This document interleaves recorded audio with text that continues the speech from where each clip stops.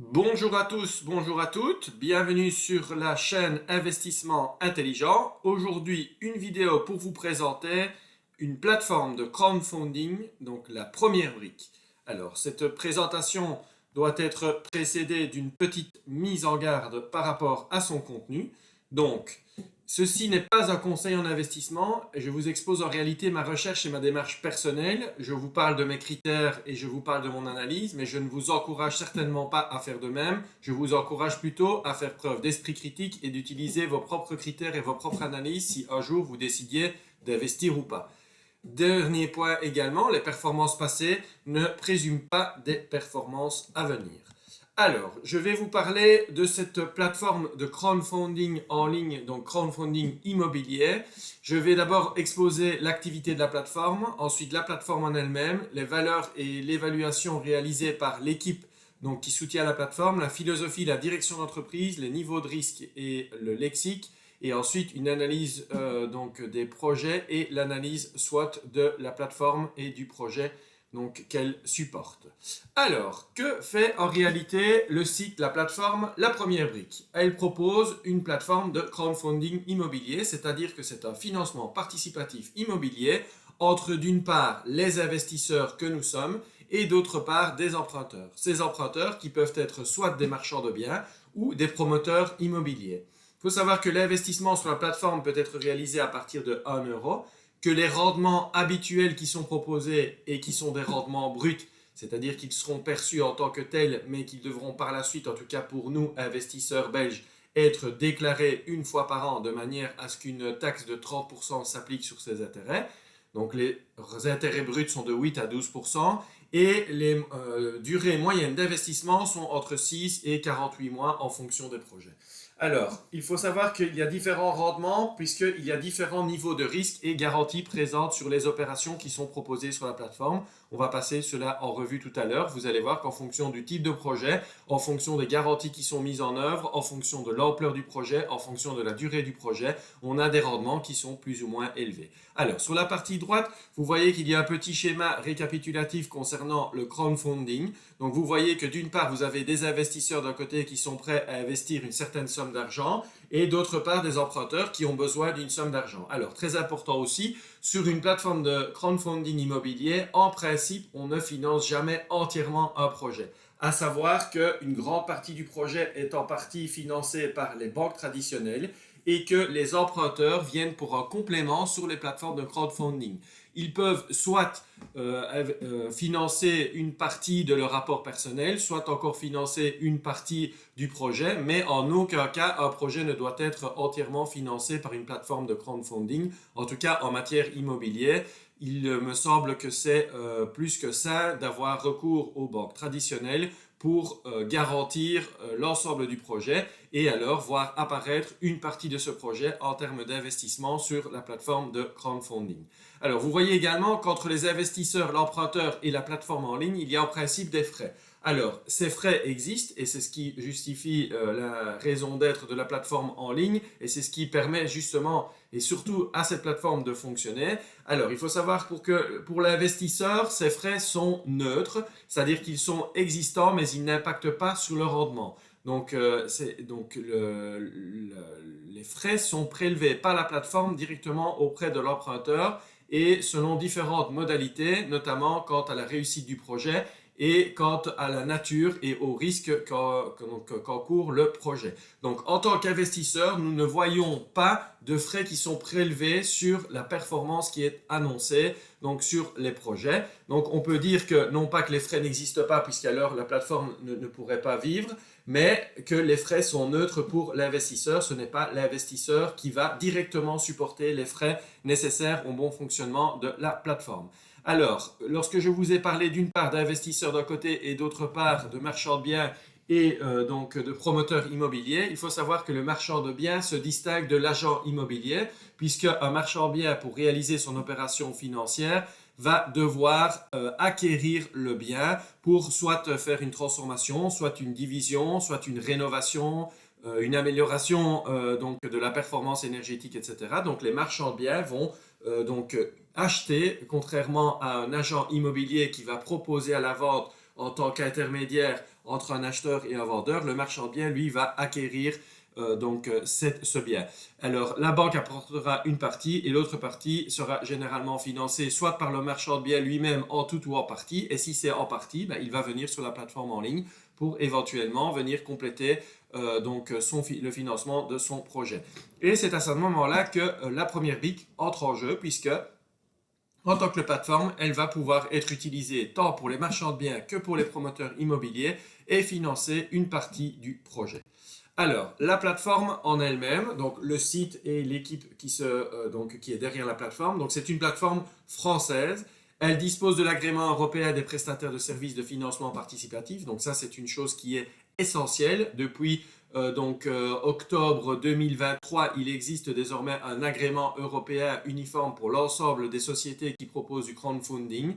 Et cette société dispose de cet agrément. Il faut savoir que par le passé, il y avait un agrément national et elle disposait de cet agrément national et désormais, elle dispose de l'agrément européen. Alors, si on va un petit peu vérifier sur l'existence de la société, son historique, etc., sur le site sociétéinfo.com, donc qui est malheureusement un peu moins détaillé que le site de la BCE en Belgique, mais on a quand même certaines informations. On voit que la société est active depuis le 25 février 2019. On voit que son capital social est de 150 000 euros. Elle est enregistrée à Lyon, elle a un numéro de TVA valide et elle est en ordre de tout ce qui concerne cotisation et obligations. Alors, elle est également régulée par l'autorité des marchés financiers, l'AMF. Donc ça, je vous encourage également à aller faire un petit tour sur le site de l'AMF. Donc, autorité des marchés financiers, vous allez pouvoir surfer sur le site, vous allez pouvoir constater que vous pouvez également rechercher des informations sur les sociétés. Donc ça, c'est également un élément qui est important lorsqu'on analyse un peu le profil de la société qui fait fonctionner la plateforme. Il faut savoir que la plateforme a permis de financer 50 millions d'euros en 2023, que cette plateforme tourne dans la version que l'on connaît actuellement avec des modifications au fil du temps, mais on peut considérer qu'il y a 3 années d'activité complète. Sur ces 3 années, depuis 2021, on est à plus de 370 projets qui ont été financés et sur 2023, on a 160 projets qui ont été proposés aux investisseurs, ce qui fait quasiment un projet tous les 3 jours. Donc c'est quand même très important. Donc le volume de la plateforme est très important. Et donc il dispose déjà d'une expérience en la matière depuis 3 ans avec un volume de plus de 370 projets sur ces 3 années, ce qui donne quand même une certaine expertise et une certaine expérience à la plateforme. Alors, les valeurs et les évaluations qui sont réalisées de la plateforme. Donc les valeurs, c'est la personnalisation. Donc chaque briqueur, donc c'est l'investisseur, est unique dans la communauté puisqu'on peut investir en fonction des projets que l'on veut ou pas financer. Donc là, on va passer en revue les différents projets, les éléments à analyser. Donc ça, c'est chacun va décider. Il va également décider du montant qui va être investi. Donc il n'y a pas de montant imposé, chacun investira comme il le souhaite, soit en diversifiant sur plusieurs projets, soit en choisissant les projets les moins risqués, soit en mixant des projets risqués et d'autres moins risqués, ou encore avec le tableau de bord dont on dispose sur le site, la possibilité de mixer des projets qui sont soutenus par des marchands de biens ou des promoteurs immobiliers. La sécurité, donc ça c'est un élément important. Donc sur le site internet, il y a la possibilité de déposer de l'argent, donc ça peut se faire par une carte Visa et par un virement, le virement prenant un peu plus de temps. Cet argent est disponible sur la plateforme, mais il ne peut être rapatrié qu'au compte bancaire que vous aurez mentionné préalablement. Donc l'argent ne peut être utilisé soit pour investir sur la plateforme, soit pour un retour sur votre compte bancaire. La disponibilité, donc il y a quand même une équipe qui est relativement développée autour de ce projet et surtout qui a une expérience.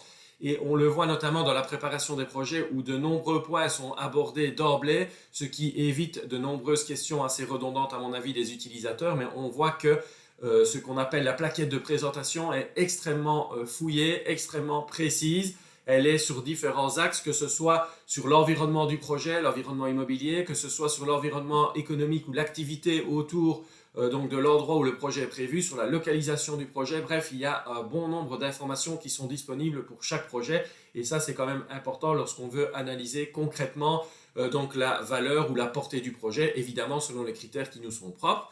La performance, vous verrez un peu plus tard que sur les 365 projets, il y a certes quelques retards, et ça c'est un des risques d'une plateforme, mais de manière générale, les remboursements se passent de manière tout à fait régulière et que les montants remboursés aux investisseurs sont déjà des montants qui sont très importants avec des taux, donc des rendements qui sont quand même supérieurs à ce que l'on croise généralement dans le crowdfunding.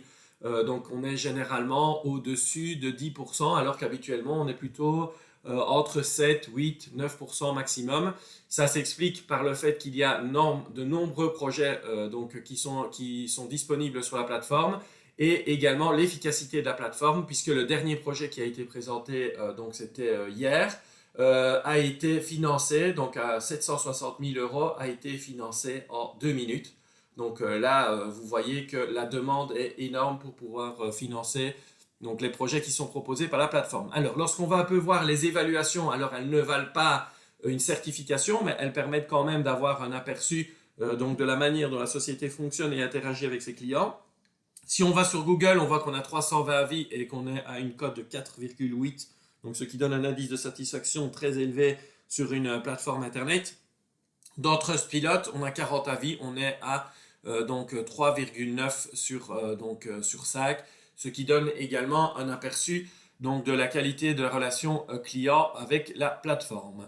Alors, en chiffres, donc on va voir, donc je vous ai dit, on a l'historique depuis 2021, 2022, 2023, puisque auparavant, donc c'était plutôt des microcrédits et l'approche était un peu différente. Et on voit que depuis 2021, donc il y avait 65 projets et 12 millions financés. En 2022, donc il y a eu 151 projets et 34 millions financés. Et en 2023, 165 projets et plus de 57 millions financés. La durée moyenne des emprunts, donc c'est de 16,83 mois. Donc là, on a une tendance à l'allongement. On voit également qu'on a pour un nombre de projets légèrement différent. On a par contre un financement qui est plus élevé. L'ampleur des projets est donc plus importante.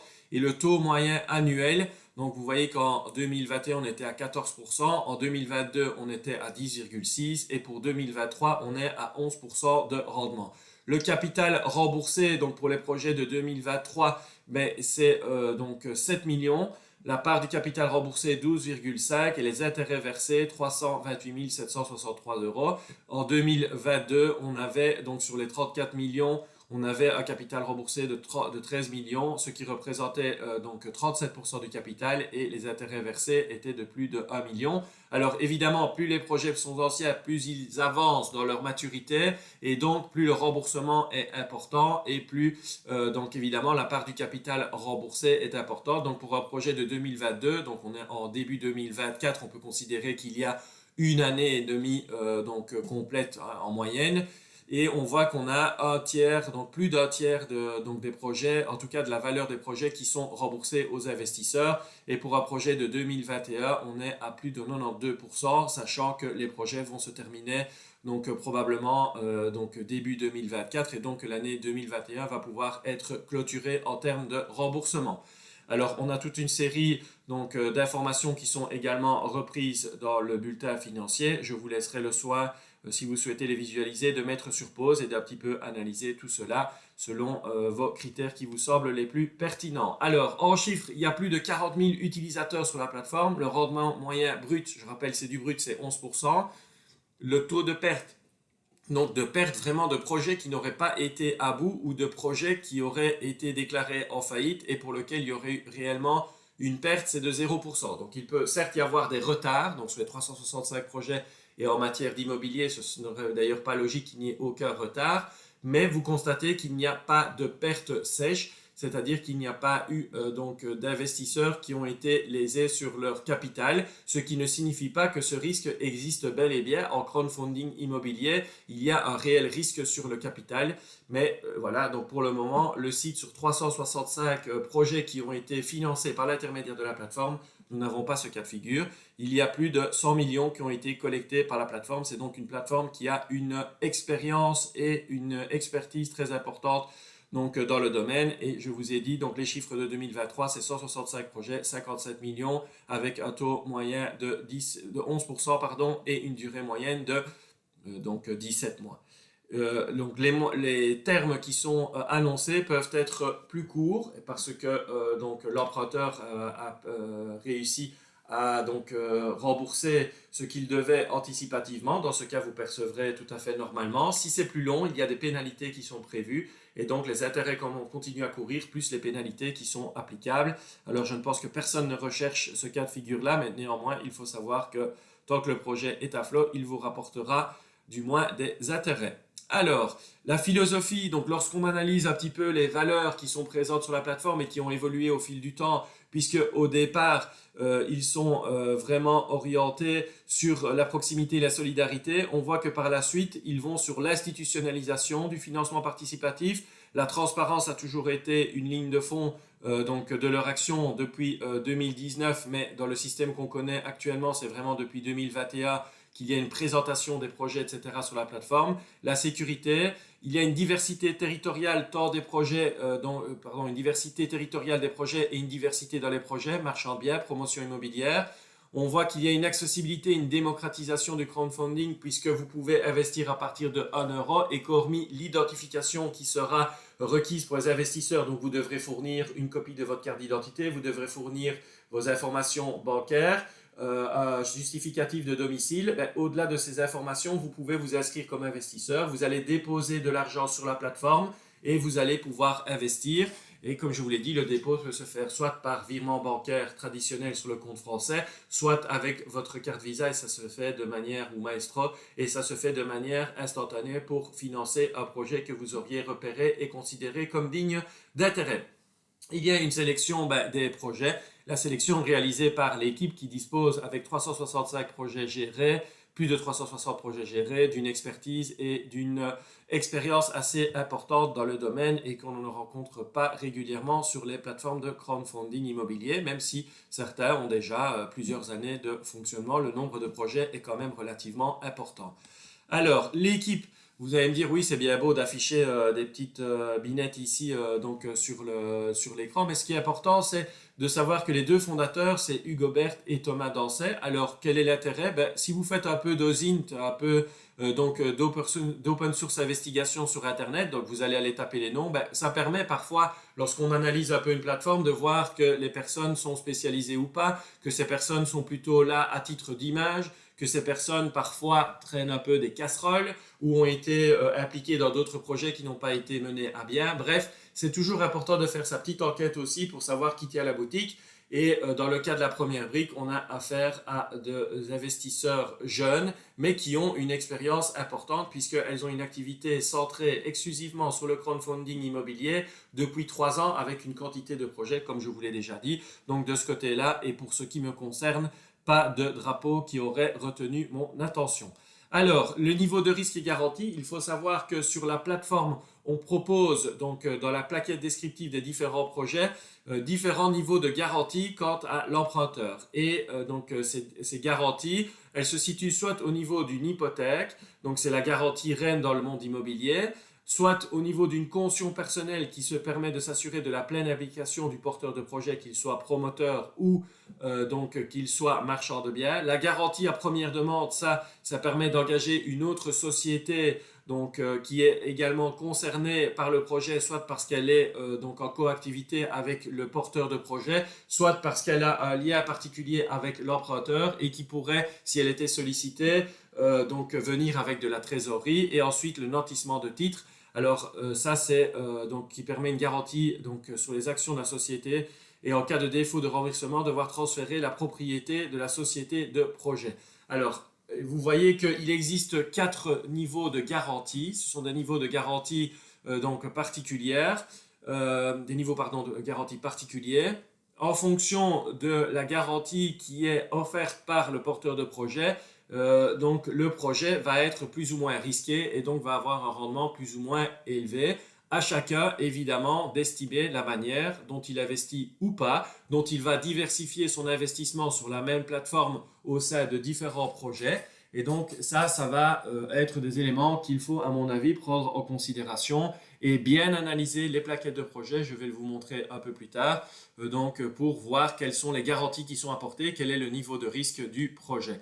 Alors, il faut savoir également, donc j'ai parlé d'hypothèques, de nantissement, etc., que le site offre donc sur la page www.lapremierebrique.fr/lexique un lexique avec un moteur de recherche et ce lexique vous donne toute une série de définitions de termes que vous allez retrouver sur la plateforme. Donc il faut savoir qu'il y a certains termes un peu spécifiques au marché français, mais il y a également certains termes qui sont plus techniques, qu'ils soient juridiques ou en matière de construction. Et là, vous allez avoir une explication avec justement ce lexique. Donc, c'est quand même quelque chose aussi d'important. Et vous voyez que la plateforme met tout en œuvre pour que l'utilisateur soit autonome sur la plateforme, ce qui démontre qu'il y a une véritable expérience sur ce type d'opération avec des investisseurs particuliers. Alors, il faut savoir que du côté des investisseurs, je vous ai déjà beaucoup parlé de la démarche, du côté des emprunteurs, mais l'emprunteur va déposer un projet auprès de la plateforme. Il va y avoir un premier échange entre la plateforme et le candidat à l'emprunt. Il va y avoir une analyse de faisabilité, il y a un échange de documents, il y a un audit qui est réalisé de la part de la plateforme sur le projet qui est proposé, tant au niveau du fonds, au niveau de la forme qu'au niveau de l'investisseur, du porteur de projet. Ensuite, on revient avec une proposition définitive. La proposition peut être acceptée ou refusée. Si elle est acceptée, elle fait l'objet d'un contrat de financement entre l'emprunteur et la plateforme. C'est là notamment que la rémunération de la plateforme va être prévue. Ensuite, il y a donc la préparation de campagne donc de la part de la plateforme et il y a la création de la fiche projet en collaboration avec l'emprunteur et la plateforme. Et là, vous voyez qu'une fois que la création de la fiche projet est réalisée, on a une structuration de l'opération, on a les déterminations des éléments juridiques, l'assurance, les dettes bancaires. Donc ça, ce sont des éléments qui sont déterminés également, les délais. Et ensuite, il y a une communication aux investisseurs par l'intermédiaire de la plateforme, puisqu'on annonce qu'un projet sera disponible à investissement avec un certain délai préalable. Donc les projets ne sont pas lancés dans la minute, mais ils sont annoncés généralement 15-20 jours avant le début de l'opération de financement. Donc opération de financement qui, comme je vous l'ai dit, ne dure généralement pas plus de quelques minutes, voire quelques secondes. Et à ce sujet-là, il faut savoir que chacun des investisseurs, pour avoir une chance d'investir, se voit réparti en 3 groupes. Donc, on a le groupe G1, le groupe G2, le groupe G3. Et donc, quand vous êtes investisseur, ça n'a absolument rien à voir avec le montant que vous allez investir, la fréquence, etc. Simplement, vous avez un groupe qui vous est assigné. Sur le premier projet, c'est les G1 qui ont une priorité de quelques secondes par rapport au G2, au G3. Sur le projet suivant, les G2 ont priorité par rapport au G3, au G1. Sur le troisième projet, les G3 ont priorité sur les G1 et G2. Et ça tourne de manière permanente, de manière à ce que la chance de pouvoir investir sur un projet soit répartie équitablement. À nouveau, ça n'a rien à voir avec la quantité d'argent que vous allez investir, mais c'est un système qui a été mis en place par la plateforme pour éviter la frustration de certains clients, mais également le fait que certains avaient développé des petites techniques pour avoir accès aux investissements un peu plus facilement que les autres. Alors, l'analyse SWOT, les forces et faiblesses du projet. Donc, les forces, grande diversité des projets, répartition géographique, type d'opération, marchand de biens, promoteur immobilier, à partir de 1 euro. Donc là, on peut investir avec des petits montants. Nombreux projets, 1 tous les 3 jours statistiquement en 2023. De nombreux investisseurs, donc on est plus de 40 000 utilisateurs. C'est contrôlé par l'AMF. Il y a une autorisation européenne pour réaliser le crowdfunding. Il y a une grande expérience dans le domaine spécifique, donc ce ne sont pas uniquement des gens qui ont une expérience en domaine immobilier ou dans le domaine de l'investissement, mais ce sont des gens qui ont une expérience spécifique dans le crowdfunding immobilier en ligne entre investisseurs privés et porteurs de projets. Une grande accessibilité pour les investisseurs particuliers par le montant à investir, par la facilité de la plateforme, etc. Il y a une fiche projet par projet qui est très exhaustive et très intéressante à analyser, on y reviendra. Et il faut savoir également que sur le premier investissement, vous bénéficiez d'un bonus de 2% si vous vous inscrivez par l'intermédiaire du lien qui sera mis en dessous de la vidéo. À ce sujet, je fais une petite parenthèse. J'espère que les vidéos vous plaisent. J'espère que vous aurez l'occasion de lâcher un petit like sur la vidéo de présentation du projet La Première Brique, que vous avez aussi la possibilité de vous abonner à la chaîne puisque ça nous fait plaisir de voir que nous sommes vus, que nous sommes regardés et que vous appréciez le contenu. Si vous avez des remarques, des commentaires, etc., ils sont toujours les bienvenus dans les informations reprises sous la vidéo. Vous aurez également sous la vidéo donc un lien vers la page Facebook Investissement Intelligent. Nous vous invitons à nous rejoindre sur cette page privée donc pour partager les bonnes informations, etc. Et on rappelle qu'avec l'inscription Investissement Intelligent, vous bénéficierez sur votre premier investissement d'un bonus supplémentaire de 2% automatiquement, donc il n'y aura aucune démarche à réaliser. Si le rendement est de 10%, vous aurez 12%. Si le rendement est de 12%, vous aurez 14% sur ce premier investissement. C'est toujours intéressant, 2%, c'est 2% supplémentaires. Voilà, petite parenthèse fermée. On va sur la description donc, de la fiche projet. Je vous ai dit que chaque projet dispose d'une fiche. Et cette fiche, ce sont des documents, donc c'est un document à télécharger et on va reprendre le projet, les porteurs de projet, le financement. On va faire une synthèse des points forts, des points faibles, des solutions qui sont proposées par la plateforme ou des garanties qui sont adoptées par l'investisseur. On va avoir une géolocalisation du projet, donc pour avoir un peu l'environnement, pour savoir où se trouve le projet, quel type d'urbanisme donc autour de ce projet. On va avoir même une localisation très précise avec l'adresse. Vous allez pouvoir utiliser Google Maps. Il faut savoir que d'autres investisseurs, lorsqu'ils ont connaissance du projet, vont, puisque ce sont des investisseurs français, parfois même aller sur place et filmer. Et vous retrouverez ces vidéos sur Internet, sur YouTube, etc., où vous allez avoir un aperçu donc justement du projet qui est proposé, de sa localisation, de la rue, des éléments environnants. Donc ça, c'est aussi la force, c'est lorsqu'il y a 40 000 investisseurs, il y a une base de données qui est disponible sur Internet, sur différents sites, etc., qui permet donc de se forger un avis selon ses propres critères. Tout ce qui n'est pas sur Internet est à prendre à argent comptant, mais lorsqu'on a par exemple une vidéo du bien, c'est toujours un élément supplémentaire. On a par exemple l'environnement du projet tant en matière foncière qu'en matière démographique. Est-ce qu'il s'agit d'un quartier résidentiel? Est-ce qu'il s'agit d'un quartier sur lequel il y a un développement de population? Quel est le marché immobilier moyen dans la zone considérée? Donc ce sont des éléments qui sont également analysés et repris dans la fiche projet par les gestionnaires de la plateforme. Vous avez également l'identification du porteur de projet. Là aussi, un peu d'OSINT, Open Source Investigation sur Internet. Vous allez taper le nom de la société, vous allez taper le nom de la personne et vous allez pouvoir un peu faire vos recherches et ça vous donne un petit peu aussi un aperçu du sérieux ou de l'expérience de cette personne qui est la porteuse de projet et vous aurez un avis à vous faire également sur ces informations que vous pourrez retrouver sur Internet ou par la publication des bilans de certaines entreprises, etc.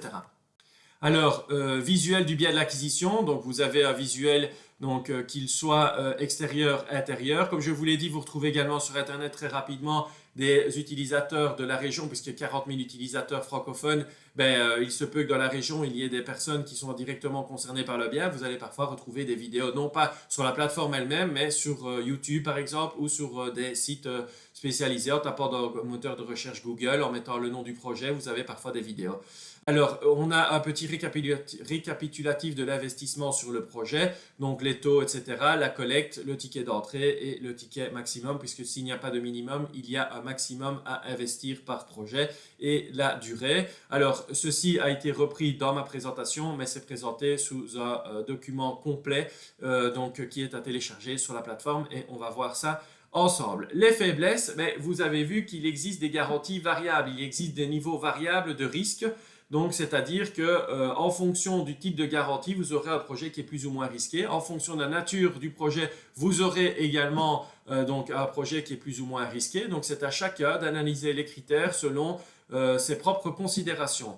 Il y a évidemment des risques de retard. En matière immobilière, le retard est toujours un élément qui est important. Il faut savoir que les intérêts continuent à courir et que des pénalités sont prévues dès la phase de conception du projet. Le porteur de projet sait par conséquent à quoi s'attendre et doit être réaliste dans les informations et dans le timing qu'il va proposer puisqu'il sera le premier pénalisé si le timing n'est pas respecté. Alors, tout comme je vous l'ai dit tout à l'heure, en crowdfunding immobilier, dans ce type d'investissement, il y a toujours un risque de perte de capital.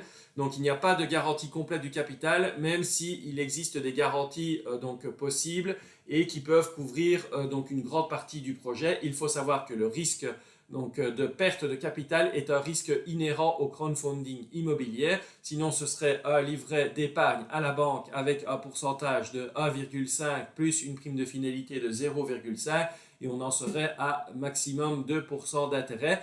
On est sur des intérêts qui sont plus élevés, on a donc des risques qui sont plus élevés, c'est en corrélation et c'est tout à fait logique à chacun d'évaluer les risques par rapport aux opportunités et d'utiliser ses propres critères d'évaluation.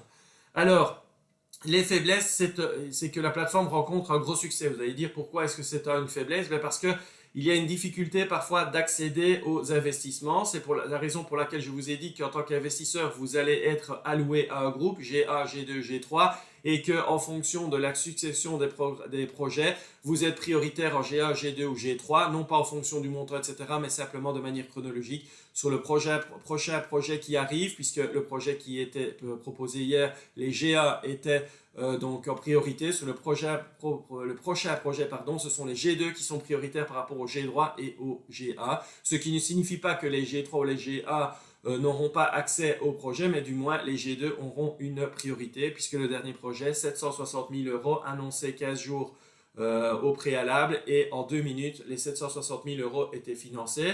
Il faut savoir aussi que l'argent investi est bloqué durant la période d'investissement, il n'y a pas de liquidité des fonds investis.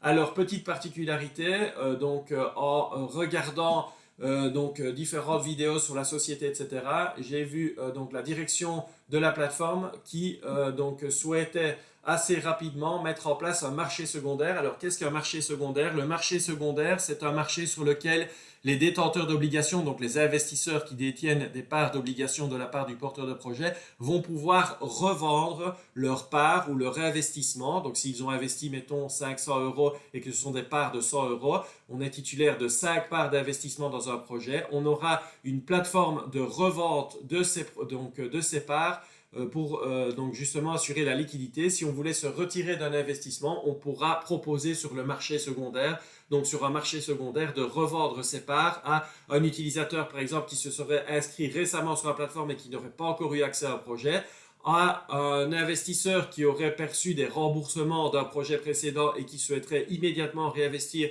pour continuer à faire travailler son argent de manière permanente. Donc c'est une possibilité que l'on aura sur la plateforme. Quant au délai de cette possibilité, là je n'en sais rien, mais en tout cas cette possibilité a été envisagée ou du moins évoquée par les dirigeants de la plateforme, et cela s'est fait assez récemment. Donc c'était sur une vidéo du fin de mois de la fin décembre, où il y avait un bilan sur l'année 2023 qui était dressé et où cette possibilité était évoquée. Alors, rappel, investissement à partir de 1 € et en crowdfunding, il existe toujours un risque de capital. Maintenant que la petite présentation a été réalisée, on va passer au site en lui-même. Donc voilà le site.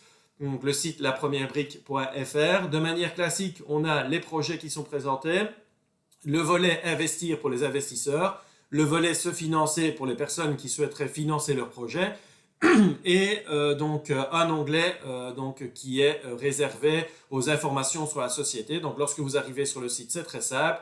Vous avez cette interface avec, pour les projets sur lesquels on souhaite, les projets qui sont proposés par la plateforme. C'est là qu'on retrouve notamment l'historique des 365 projets, on va y aller. Là, donc le volet investir, se financer et nous connaître. Et ici, vous aurez la nécessité de créer un compte en vous identifiant avec carte d'identité recto verso, plus une preuve de domiciliation, plus vos informations bancaires, et votre compte devra être confirmé avant de pouvoir investir. N'attendez donc pas la dernière minute pour créer votre compte et pour y déposer de l'argent, puisque au moment des investissements, vous l'avez compris, ça va très très vite. Il faut donc être prêt et en ordre utile pour investir. Alors, on va aller sur le premier onglet, les projets, et vous allez voir que les projets, donc le dernier projet qui a été présenté, il a été ouvert le 2 janvier 2024 à midi. À midi 2, la messe était dite et le projet était terminé, il était financé. Il y a 760 000 € qui ont été collectés. Il y a 1216 investisseurs qui se sont portés preneurs du projet, et le taux d'intérêt c'est de 12% par an sur 18 mois. Et il faut savoir qu'avec le lien Investissement Intelligent, si vous inscrivez sur votre premier investissement, vous aurez un bonus de 2% supplémentaire donc sur cet investissement. Vous voyez qu'il y a que les différents projets, donc l'historique est présent sur la plateforme. Vous voyez que les autres projets, il y en a un qui a été proposé le 19 décembre, l'autre le 18 décembre, et ils ont été tous entièrement financés. D'ailleurs, tous les projets qui sont sur la plateforme sont financés. Actuellement, il n'y a pas de projet, mais ça ne saurait tarder, qui a été annoncé. Donc, pas encore de projet annoncé pour un prochain investissement, mais à mon avis, ça ne va pas tarder. Vous avez la possibilité de filtrer donc tous les projets. Donc, vous voyez qu'il y a plus de 10 pages, plus de 30 pages de projets qui sont accessibles. Si on va voir les tout premiers projets, donc ici à la fin, sur la dernière page, vous voyez que c'est un projet de 2020. On parlait de 75 000 euros, il y avait 21 investisseurs, 9%. Ici, des projets de 50 000 euros. Donc vous voyez qu'il y a donc eu une évolution de la plateforme sur des projets qui sont de plus en plus importants. Avec des porteurs de projets qui recourent à la plateforme donc pour des parties de plus en plus importantes. Alors vous voyez qu'on a par exemple ici un investissement dans un village, donc le Menhir. Ici vous avez un centre urbain. Bref, vous avez vraiment une diversification des projets qui sont proposés et vous avez à chaque fois l'information sur le projet qui est proposé. Et cette information, on va par exemple aller voir sur le dernier projet qui a été proposé le 2 janvier. Et on va, par exemple, en ouvrant le projet, on va aller voir et vous aurez une présentation sur le site et vous avez des documents que vous pouvez télécharger. Donc le contrat qui est passé entre l'emprunteur et la plateforme, la fiche d'information clé sur l'investissement avec l'identification des parties à la cause, l'identification du bien qui est concerné, etc. Et surtout la plaquette de présentation. Donc la plaquette de présentation qui est à télécharger, et cette plaquette de présentation, voilà comment elle se présente. Donc je vous l'ai dit tout à l'heure, vous aurez une description très précise du projet avec des résumés pour les points forts, les points faibles, les solutions proposées. Vous avez le projet en lui-même avec sa géolocalisation, son environnement. Vous avez également la possibilité d'aller voir dans Google Street View. Vous avez la possibilité de consulter des vidéos qui sont faites par les investisseurs. Vous avez l'environnement du projet, donc vous voyez par exemple si il y a un hôpital à proximité, s'il y a des commerces, s'il y a des écoles, s'il y a des centres commerciaux, etc.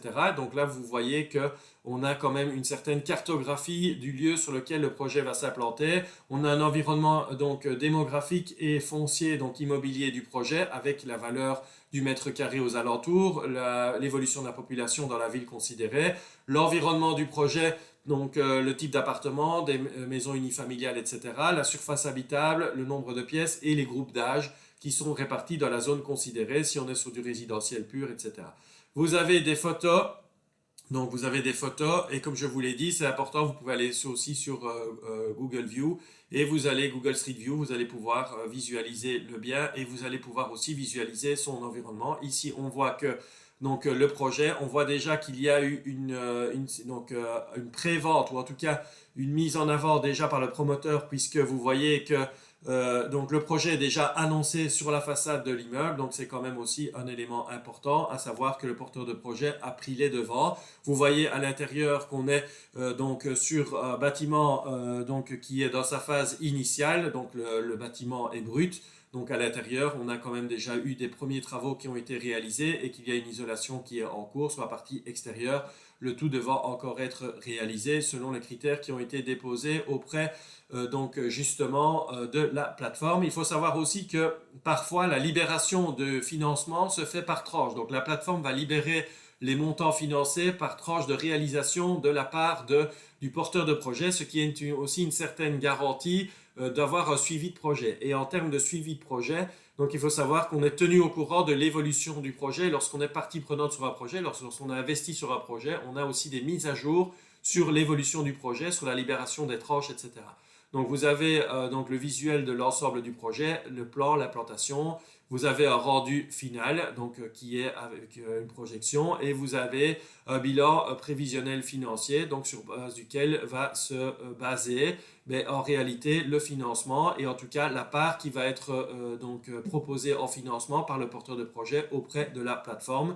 Donc vous voyez ici que le type d'opération, c'est la division d'un bâtiment. La nature du foncier, c'est un immeuble, et on est en seconde œuvre, c'est-à-dire qu'on n'est pas sur du des travaux donc de démolition et de construction, mais on est sur des travaux de réhabilitation, d'isolation et de division justement pour un volume qui est déjà préexistant. Donc, il y a une étude d'urbanisme, l'étude de commercialisation. Alors, l'étude de l'urbanisme, il est également important de noter que lorsqu'un projet est proposé sur la plateforme, le porteur de projet doit venir avec un avis d'urbanisme ou du moins un permis d'urbanisme donc qui est purgé de tout recours, c'est-à-dire qu'au niveau administratif, le projet ne doit plus rencontrer de recours de la part d'un riverain, de recours de la part de la municipalité, donc de la commune. Donc, lorsque le porteur du projet vient s'adresser auprès de la plateforme, il sait qu'il doit disposer d'un permis d'urbanisme qui n'est frappé d'aucune possibilité de recours. Donc, en tout cas, au niveau administratif, il ne devrait plus y avoir donc de problématiques sur le projet. Vous avez l'étude de marché qui a été réalisée, vous avez vraiment la plaquette d'analyse est vraiment extra détaillée. Vous avez également des biens comparables ou en tout cas qui vous permettent d'avoir un aperçu de la réalité immobilière dans l'environnement direct donc du projet qui vous sont également repris et que vous pouvez aller vérifier ou que vous pouvez les confronter avec d'autres informations que l'on retrouve sur Internet. Évidemment, nous sommes en Belgique, les projets sont en France, ce qui n'empêche que de nombreuses informations peuvent être vérifiées, recroisées. Donc non seulement dans la plaquette projet, ça c'est une chose, mais également avec des recherches sur Internet. Le marché de l'immobilier étant également présent fortement sur Internet en France, vous pouvez également aller vérifier quelles sont les informations qui sont disponibles à ce sujet. On a un peu un historique aussi du porteur de projet. Bref, toute une série d'informations qui sont indispensables à utiliser. Alors, ça c'est un aperçu des documents clés, donc la fiche d'information clé sur l'investissement. Donc on voit que c'est contrôlé par l'AMF, on voit qu'on dispose d'un agrément pour les prestataires européens de crowdfunding. On voit qu'il y a une identification du porteur de projet, on voit qu'il y a le montant qui est indiqué, on voit la date limite duquel la publication sur la plateforme, le montant va être mis à disposition. Donc ça va très vite lorsque le montant est financé sur la plateforme. Dans les 30 jours, le montant soit en totalité, soit par tranche, comme je vous l'ai dit, peut être mis à disposition de l'emprunteur. Donc c'est aussi un élément très important de la part de la plateforme. Il y a des exigences qui sont établies préalablement. Lorsque les emprunteurs ont l'habitude de travailler avec la plateforme, ils peuvent constituer un dossier solide, présenter le projet assez rapidement sur la plateforme après analyse de l'équipe et donc disposer dans les 30 jours de ce complément de financement. Donc ici, on est sur la partie projet. Vous voyez que ça, ce sont les projets qui ont été présentés pour décembre 2023. Donc ils sont des projets qui sont très variés. On a des montants 129 000, 147 000, 600 000, 350 000, 250 000, 400 000, 674 000, 760 000 euros financés à chaque fois en quelques minutes. Ici, les projets publiés, les projets clôturés, les projets financés, les projets remboursés. Si on clique sur les projets remboursés, on voit par exemple qu'un projet du 5 juillet 2023 avec 230 000 a déjà été remboursé complètement avec 454 investisseurs et 11%. On voit par exemple qu'un projet financé le 23 juin 2023 avec 11% de rendement a également été remboursé entièrement, etc. Donc dans la partie investir, ce sera la partie qui vous permettra d'avoir des informations sur la manière d'investir. Se financer, ce sont pour les personnes qui souhaitent financer une partie de leur projet par l'intermédiaire de la plateforme. Donc nous en tant qu'investisseurs, on est moins concernés. Nous connaître concerne la plateforme en elle-même. Et ensuite, vous avez votre interface. Et sur l'interface, vous aurez la possibilité de voir quels sont les montants qui sont investis. Vous allez également voir quelle est la moyenne du gain total, donc en fonction du nombre de projets, de la répartition des projets. Donc vous aurez un rendement moyen. Vous avez votre solde, donc l'argent disponible au moment T sur la plateforme. Vous pouvez créditer ou débiter. Donc pour débiter, ce sera sur le compte en banque. Pour créditer, soit via carte bancaire, soit par l'intermédiaire d'un virement. Attention, virement en France, quelques jours pour être crédité. Vu la vitesse à laquelle partent les projets, n'oubliez pas, soyez prêts au moment où les projets seront ouverts. Le statut des projets, on peut voir que si on souscrit à plusieurs projets, on va pouvoir ceux qui sont clôturés, ceux qui sont financés, éventuellement des retards. On voit également le type de projet, c'est un marchand de biens, c'est une promotion immobilière et parfois donc c'est une ligne de trésorerie et la ligne de trésorerie est rarement donc proposé sur le site, mais c'est également une possibilité. Dans votre optique de diversification, ça peut être un élément qui est important. Vous avez aussi un tableau de bord qui vous permet de suivre l'encours et le remboursement de vos différents projets. Donc, c'est vraiment une plateforme relativement simple, mais qui est une plateforme qui semble être relativement efficace au vu du nombre de projets et la vitesse à laquelle les projets sont donc financés. Voilà, ça termine la longue présentation de la plateforme La Première Brique. Ça me semblait être nécessaire de vous présenter après vous avoir parlé à de nombreuses reprises du crowdfunding immobilier.